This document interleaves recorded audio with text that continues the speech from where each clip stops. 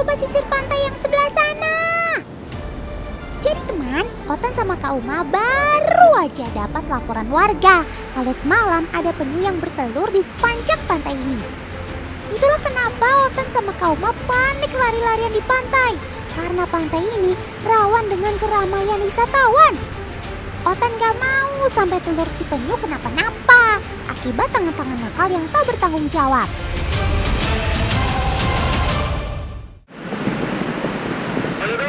Monitor.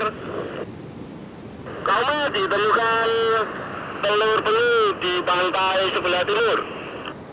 Oke Pak, siap meluncur sana Pak.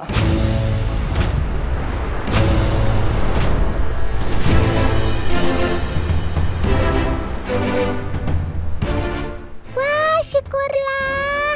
Tim patroli berhasil menemukan lokasinya di sisi lain pantai ini. Ayo Kak Uma, kita segera menyusul.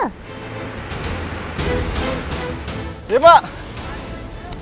Wah, gimana Pak? Ini Ada telur penyunya Pak? Ya kita gali. Oh di sini Pak? Iya, sini gali. Oke, ini langsung kita gali Pak ya? Ya siap. Oke Pak, siap Pak. Dalam ya. Oh betul. Wah ini harus hati-hati Pak galinya Pak ya? Harus hati-hati. Oh. Syukurlah, kita berhasil menemukan sarangnya masih utuh sama seperti saat ditinggalkan induknya. Jadi pantai ini spesial teman. Beberapa bulan ini adalah masa-masanya para induk penyu mendarat di sini untuk bertelur.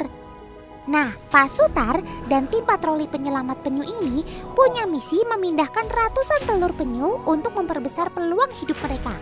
Karena ancaman terbesar mereka selain hewan pemangsa saat ini justru adalah manusia yang punya niat jahat.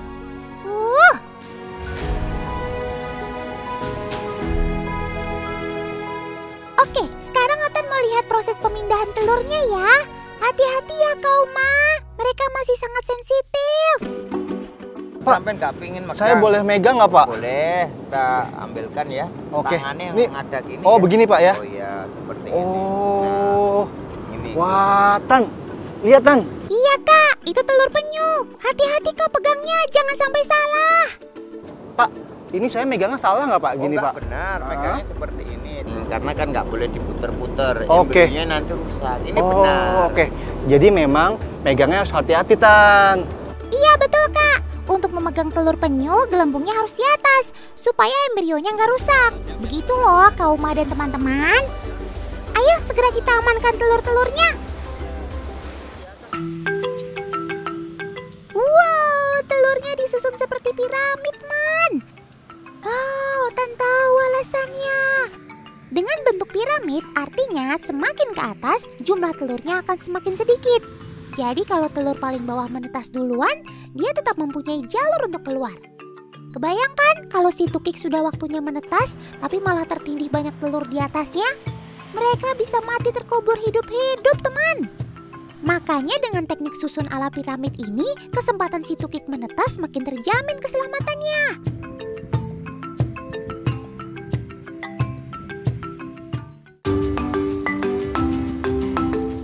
Oh iya, satu hal yang paling bikin Otan takjub terkagum-kagum adalah induk penyu akan selalu kembali ke pantai yang sama di mana ia dilahirkan.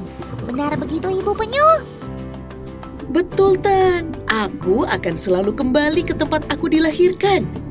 Meskipun aku sudah melanglang buana, mengarungi banyak samudra. Aku bisikin ya Tan, 6 dari 7 jenis penyu yang ada di dunia menjadikan Indonesia sebagai rumahnya untuk kembali loh. Jadi kalau mau bertemu penyu hijau, penyu sisik, penyu belimbing, penyu pipi, dan penyu tempayan, ya di Indonesia lah tempatnya. Wow, luar biasa. Kita beruntung sekali teman. Makanya kita jaga keberlangsungan hidup mereka dan alam tempat mereka hidup ya.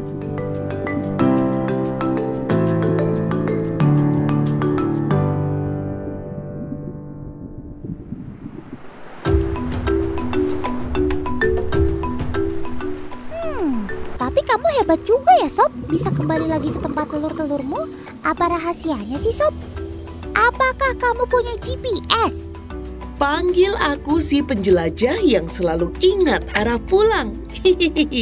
Alam menciptakan aku bisa mengetahui arah tujuan dengan bantuan medan magnet bumi, Tan. Hampir seluruh hidupku berada di lautan, berenang, mencari makan, mencari pasangan, bahkan tidur pun aku selalu di dalam lautan, Tan. Kalau dihitung-hitung, perjalananku bahkan bisa menjelajah hingga 4.000 kilometer. Nah, tapi saat musim bertelur, aku akan kembali ke pantai untuk menyimpan telur-telurku.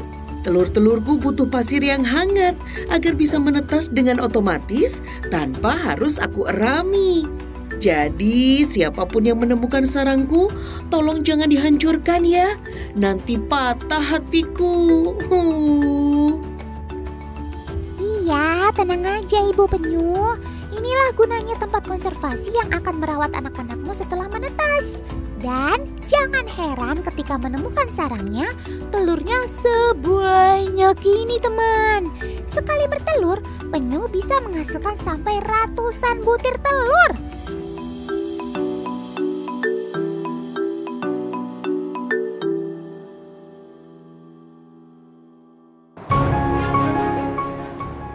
Akhirnya selesai juga misi pemindahan telurnya.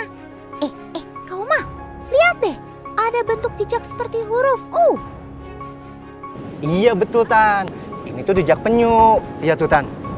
Semakin ke laut, semakin hilang jejak penyunya. Karena penyu ini memanfaatkan air pasang laut untuk menghilangkan jejaknya, Tan. Jadi aman dari predator. Cerdasnya mereka, Tan.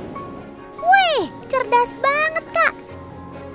Si induk penyu kan butuh waktu 1 jam lebih untuk keluar air, membuat sarang, menelurkan ratusan telurnya, menutup sarang, ditambah lagi membuat jejak palsu agar sarang telurnya sulit ditemukan. Betul-betul luar biasa kan usaha si induk penyu demi melindungi anak-anaknya? Tapi tetap saja, kalau ada biawak lapar berhasil menemukan sarang si penyu dari aromanya, bisa langsung habis dimakan semua tanpa sisa. Makanya tim penyelamat penyu ini harus bertindak cepat mengamankan telurnya, meski harus patroli malam-malam, teman. Luar biasa.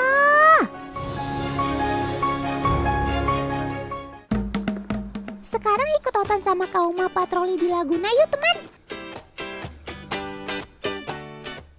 Tan, kau mau punya pertanyaan nih. Tahu nggak kenapa penyu itu memiliki paruh yang keras? Pasti ada alasan lain kan ya, Kak? Selain untuk pertahanan diri atau untuk makan daging ikan atau ubur-ubur. Nah, gini, Tan. Salah satu makanan penyu adalah terumbu karang yang rusak. Karena ada penyu, terumbu karangnya bisa tumbuh terus, Tan. Itulah kenapa penyu punya paruh yang keras untuk bisa memakan terumbu karang itu, Tan. Wah iya, betul, Kak. Otan jadi ingat. Itulah kenapa seekor penyu di lautan punya peran yang penting untuk semua penghuninya. Dia adalah komponen penting rantai makanan di laut, terutama untuk menjaga terumbu karang. Tan, ternyata benar kata Otan nih. Penyu juga makan ubur-ubur, Tan. Sekarang Otan bantu Kauma untuk bersihin sampah plastik di laut, Tan. Karena takutnya penyu itu mengira plastik ini adalah ubur-ubur, Tan. Iya, Tan. Plastik-plastik kayak gini sangat mirip dengan ubur-ubur. Coba bayangin kalau setiap hari Sobat Otan salah makan. Wah, bisa menyebabkan masalah kesehatan tuh. Usus penyu bisa tersumbat, cedera internal, bahkan infeksi. Maka dari itu, Otan mau mengingatkan teman-teman untuk buang sampah pada tempatnya ya. Kasihan kalau teman-teman Otan di laut harus mengkonsumsi sampah plastik. Yuk, sayangi sobat-sobat Otan mulai detik ini.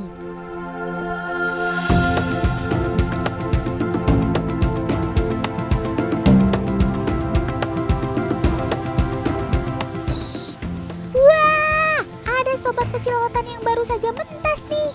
Selamat datang ke dunia, sobat kecil. Jadi teman, butuh waktu 60-90 hari sampai penyu-penyu kecil menetas. Selama dieram di dalam pasir, suhu di dalam sarang akan mempengaruhi jenis kelamin bayi penyu. Jika suhu tinggi, maka dominan bayi betina. Tapi jika suhu terlalu rendah, maka akan dominan jantan. Otan betul-betul salut sama perjuangan hidup seekor penyu. Dari lahir keluar cangkang, dia sudah harus mandiri, teman. Coba lihat, dia harus berusaha sendiri memecahkan cangkang dan merangkak keluar dari timbunan pasir. Dan katanya, semua proses berat inilah yang membuat seekor penyu akan terus mengingat di mana dia lahir dan masuk ke laut untuk pertama kalinya. Betul-betul romantis sekaligus mengharukan. Hai Kaotan dan teman-teman, senangnya bisa keluar dari cangkang dan menghirup udara segar. Asik, bertambah lagi sobat kecil Otan. Tolong, tolong. Sepertinya ada yang minta tolong. Walah, ternyata kamu terbalik sobat kecil. Bagi Tukik, terbalik begini bisa membahayakan nyawanya teman. Ayo berusaha, pasti kamu bisa sobat kecil.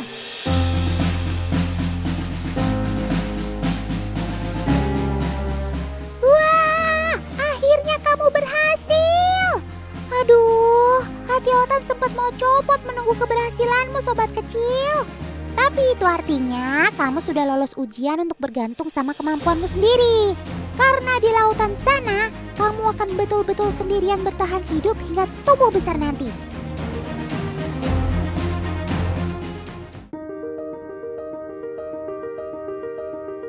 Oh iya teman, selepas tukik-tukik ini menetasi sarangnya, kok mereka bisa langsung tahu mana arah laut ya? Kamu kan tidak sempat diajari ibumu kan sobat kecil? Kok bisa kamu secanggih itu sih? Jadi Kaotan, saat aku berhasil keluar cangkang, mataku ini sebetulnya masih belum bisa melihat dengan baik. Aku bisa melihat cahaya garis cakrawala itulah yang aku lihat. Makanya naluriku menyuruh untuk menuju ke sana. Begitulah caraku menemukan laut. Pantas saja banyak induk-induk penyu yang memilih pantai yang betul-betul gelap untuk menelurkan anak-anaknya. Sekarang semua terjawab. Menurut info yang Otan tahu, selama melalang buana di lautan, ada banyak ancaman dalam kehidupan penyu. Makanya hanya ada 1 dari 1000 tukik yang selamat hingga dewasa.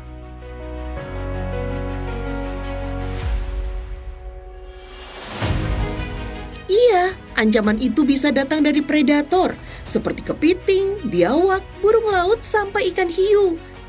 Tapi ketika kami beruntung bisa hidup hingga dewasa, kami bisa bertahan hidup hingga usia lebih dari 100 tahun loh Tan.